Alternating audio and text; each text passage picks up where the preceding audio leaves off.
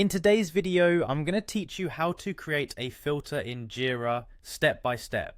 By the end of this tutorial, you'll have a better grasp of how to navigate Jira's project management features effectively to organize and manage your tasks more efficiently. Let's start by focusing on the initial step, which involves going to your project and selecting backlog. This is your starting point. The backlog is essentially your repository for any tasks or work items you plan to address later. It's where you'll establish the context for any filters you intend to create. Make sure you've selected the appropriate project so that your filter will capture the relevant issues. Next, take a look at the upper right corner of your board. You'll notice a filter drop-down menu. This menu provides several views, whether it's a board, list, calendar, or timeline.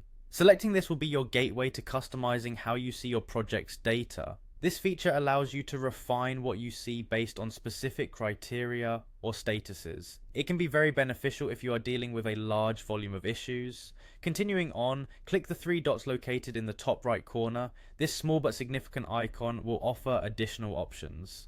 Here you'll want to select Manage Custom Filters. This option is essential as it lets you access and control the filters you are going to create, thus providing a more tailored view of your data. Moving forward, you'll need to provide a name and a brief description for your filter. While this might seem straightforward, it's important to choose a descriptive name that captures the purpose of the filter clearly. This will make it easier to remember and locate your filter in the future, especially when collaborating with team members. Now we arrive at a crucial aspect of the process, entering a filter query using JQL, Jira Query Language. For example, you might enter a query like status equals done. This language is designed specifically for Jira, allowing you to refine and customize what you're viewing. Make sure your query accurately reflects the criteria you're focusing on to ensure the filter does its job effectively. Once you've crafted your query and it appears to be valid, go ahead and select Create. This formalizes your filter, adding it to your list of custom options. It might take a moment, but once complete, you'll have a powerful new tool at your disposal.